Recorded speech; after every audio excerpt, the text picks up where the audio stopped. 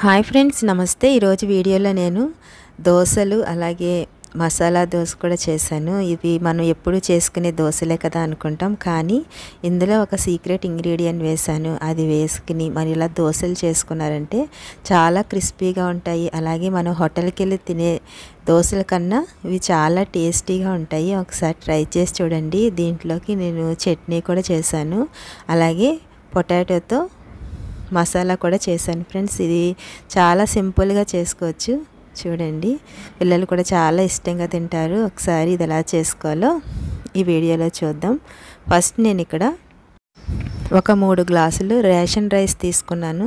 చూడండి, మీకు దగ్గర ఒకవేళ ఇడ్లీ రైస్ ఉంటే అవి కూడా వేసుకోవచ్చు. ఇవి వేసుకున్న తర్వాత 1 గ్లాసు మినప్పప్పు వేసుకున్నాను. నా దగ్గర ఇలాగా మినప్పప్పు గుళ్ళది కాదు, ఇది బద్దల కింద ఉంటుంది కదా, అదే వేసుకున్నాను. 1/2 కప్పు పచ్చిశనగపప్పు వేసుకోండి. అలాగే 1/4 కప్పు పెసరపప్పు వేసుకోండి.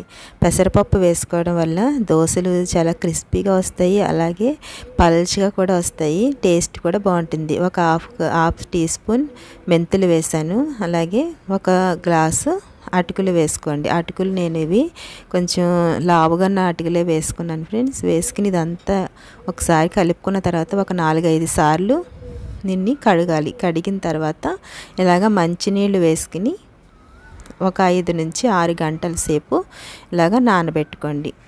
మూత పెట్టుకుని నానబెట్టుకుంటే చక్కగా నానిపోతాయి మనకి సాయంత్రం కల్లా. చూడండి, నేను ఈవినింగ్ 5:30-6కి ఇవి ఎలా నానినాయో చూస్తున్నాను. చూడండి ఎంత మంచిగా నానినాయో కదా. ఇవి నానిన తర్వాత ఇప్పుడు మనము మిక్సీ జార్లో వేసుకుందాం. మిక్సీ జార్లో ఎంతైతే మనం పడుతుందో అంత వేసుకోండి. వేసుకుని మనం దోశల బ్యాటర్ చేసుకుంటాం కదా, అలాగే చేసుకోవాలి. దీంట్లో కొంచెం వాటర్ వేసుకోండి.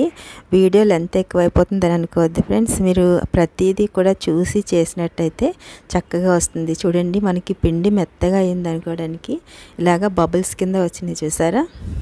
చూడండి, ఇంత మెత్తగా మనం మిక్సీ పట్టుకోవాలి.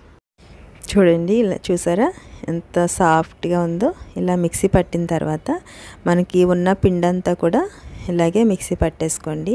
ఇలా పట్టిన తర్వాత మనం ఎప్పుడైనా సరే పిండిని ఇలాగా చేత్తో కలుపుకోవాలి. చేత్తో కలుపుకుంటేనే చక్కగా నానుతుంది పిండి. చక్కగా చూడండి, పొలుస్తుంది కూడా. ఇలాగా చేతితోటి మంచిగా అంతా కలుపుకోవాలి.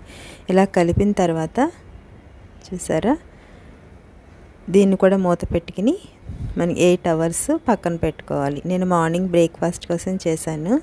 చూడండి, నెక్స్ట్ డే మార్నింగ్ చూడండి పిండి ఎంత మంచిగా పొలిసిందో కదా. ఇలా ఉండాలి. ఇలా అయిన తర్వాత ఒకసారి తినేలాగా మంచిగా కలుపుకోండి. ఇలా కలిపిన తర్వాత మీరు ఎంత అయితే కావాలనుకుంటున్నారో అంత మనం ఒక గిన్నెలోకి తీసుకోవచ్చు. అంతా దాంట్లో కూడా మనం సాల్ట్ కలుపుకోకూడదు. చూడండి, నేను చిన్న గిన్నెలో తీసుకున్నాను. దీంట్లో కొంచెం సాల్ట్ వేసుకుని ఒకసారి దీన్ని మంచిగా ఇలాగ కలుపుకోవాలి. ఇదంతా ఇలా కలుపుకోవడం వల్ల చూడండి ఇందులో వచ్చిన వాటర్ బబుల్స్ అన్నీ తగ్గిపోతాయి. దీన్ని ఒకసారి పక్కన పెట్టుకుని ఒకసారి చట్నీ చాలా సింపుల్గా ఎలా చేసుకోవాలో చూపిస్తున్నాను. 1 స్పూన్ ఆయిల్ వేసుకుని పచ్చిమిర్చి ఇలాగ కొంచెం ఫ్రై చేసుకోండి. ఇలా ఫ్రై అయిన తర్వాత చూడండి ఫ్రై అయినాయి కదా, వీటిని పక్కన పెట్టుకుని చల్లారనిద్దాం. చల్లారిన తర్వాత ఒక మిక్సీ జార్ తీసుకుని దీంట్లోకి వీటన్నిటిని వేసుకోండి. ఇవి వేసుకున్న తర్వాత చూడండి ఆయిల్ లేకుండా ఓన్లీ పచ్చిమిర్చి వేసుకోండి. పచ్చిమిర్చి వేసుకున్న తర్వాత ఒక 1/2 టీ స్పూన్ జీలకర్ర, కొన్ని వెల్లుల్లి రబ్బలు, అలాగే ఒక 1/2 కప్పు వేపిన శనగపప్పు అంటారు కదా, పుట్నాల పప్పు, అది వేసాను. 1 కప్పు వేయించిన వేరుశెనగ గుళ్ళు వేసుకుంటున్నాను. ఇవి ఎప్పుడైనా సరే మనం వేయించి పెట్టుకున్నట్టయితే మనకి ఇలా చట్నీ చేసుకునేటప్పుడు చాలా ఈజీ అవుతుంది. పొద్దున్నే మళ్ళీ అన్నీ ఫ్రై చేసి చేయాలంటే చాలా కష్టమవుతుంది కదా ఫ్రెండ్స్. అలాగే కొంచెం చింతపండు, 1/2 టీ స్పూన్ సాల్ట్ వేసుకున్న తర్వాత మీ దగ్గర అల్లం ఉంటే అల్లం కూడా వేసుకోండి. ఇందులో నేను కరివేపాకు, కొత్తిమీర ఏమి వేయట్లేదు.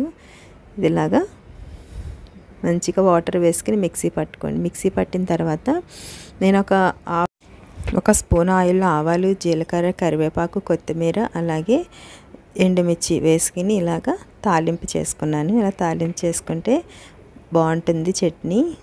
చూసారా, ఇదంతా వేసుకున్న తర్వాత ఇదంతా ఒకసారి కలుపుకోవాలి. కలుపుకుని దీన్ని కూడా మనం పక్కన పెట్టుకుందాం. అలాగే నేను దీంట్లోకి మసాలా చేస్తున్నాను.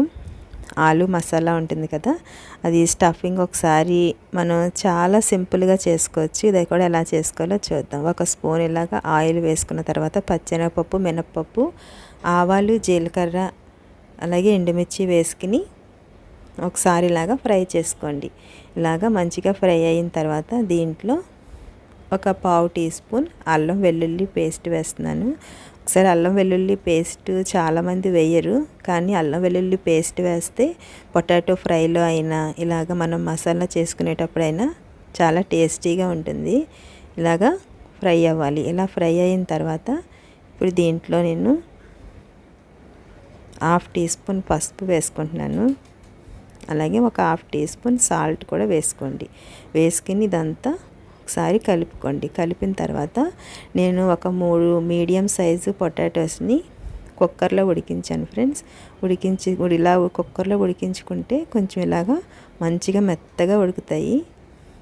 ఇందులో వేసుకుని ఒకసారి ఇలాగా కలుపుకోండి. ఇదంతా ఈ ఆయిల్ అంతా దీంట్లో పట్టేటట్టు కింద ఇలాగా కలుపుకోవాలి. చూసారా ఎంత మ్యాష్ అయిపోయిందో. ఇప్పుడు దీంట్లో నేను కొంచెం కొత్తిమీర, సన్నగా కట్ చేసుకున్న కొత్తిమీరని వేసుకోండి. వేసుకుని దీన్ని కూడా ఒకసారి ఇలాగా మంచిగా కలుపుకోవాలి. ఇలా కలిపిన తర్వాత ఇందులో ఇది మంచిగా ఇలాగా తడంతా పోయేటట్టు కింద లో ఫ్లేమ్లో పెట్టుకుని ఇలాగా కుక్ చేసుకోండి. చూసారా, చాలా సింపుల్గా అయిపోయింది కదా. ఇది పక్కన పెట్టుకుని ఇప్పుడు మనం దోశ ఎలా వేసుకోవాలో చూద్దాం.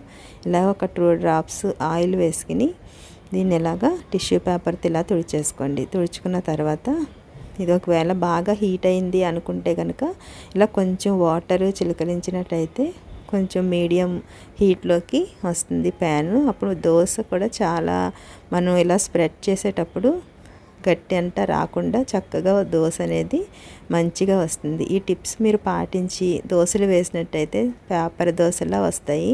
ఒకసారి మీరు కూడా ట్రై చేయండి. చూసారా, ఇదంతా ఇలా వేసిన తర్వాత దీని మీద కొంచెం ఇలాగా బటర్ కానీ ఆయిల్ కానీ వేసుకోండి. పిల్లలకైతే బటర్ వేస్తే చాలా టేస్టీగా ఇంట్రెస్ట్గా తింటారు. బటర్ అంటే పిల్లలు ఇష్టపడతారు కదా. ఇలాగా వేసుకోవటమే. చూసారా, అలాగే మసాలా దోశ కూడా ఎలా చేసుకోవాలో చూపిస్తున్నాను. ఒకసారి అది దాని మీద ఆయిల్ వేయనవసరం లేదు. ఒకసారి టిష్యూతో తుడిసిన తర్వాత మళ్ళీ అలాగే ఒక దోశ వేసుకోండి. ఇలాగ మొత్తం అంతా ఇలాగ స్ప్రెడ్ చేసుకోండి.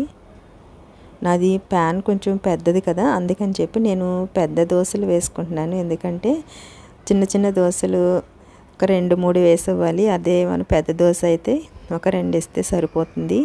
చూసారా, ఇలా అయిన తర్వాత దీని మీద 1 స్పూను నేను బటర్ వేసాను. బటర్ వేసుకున్న తర్వాత నేను ఇక్కడ ఇడ్లీ పొడి చేశాను ఫ్రెండ్స్. మన ఛానల్లో ఉంది, నేను ఈ లింక్ డిస్క్రిప్షన్ బాక్స్లో ఇస్తాను, మీరు చూడండి. ఇది చాలా బాగుంటుంది ఇడ్లీలోకైనా దోశలోకైనా. వేసుకున్న తర్వాత మనం చేసి పెట్టుకున్న మసాలాని ఇదంతా ఇలాగా స్ప్రెడ్ చేసుకోవాలి. స్ప్రెడ్ చేసుకున్న తర్వాత చూడండి మంచిగా ఇది ఫ్రై అయింది. చూసారు కదా ఫ్రెండ్స్, చాలా సింపుల్గా ఈజీగా చేసుకోవచ్చు. ఫస్ట్ టైం నా వీడియో చూస్తున్నట్లయితే ప్లీజ్ సబ్స్క్రైబ్ చేసుకోండి, లైక్ చేయండి. Okay friends, thanks for watching.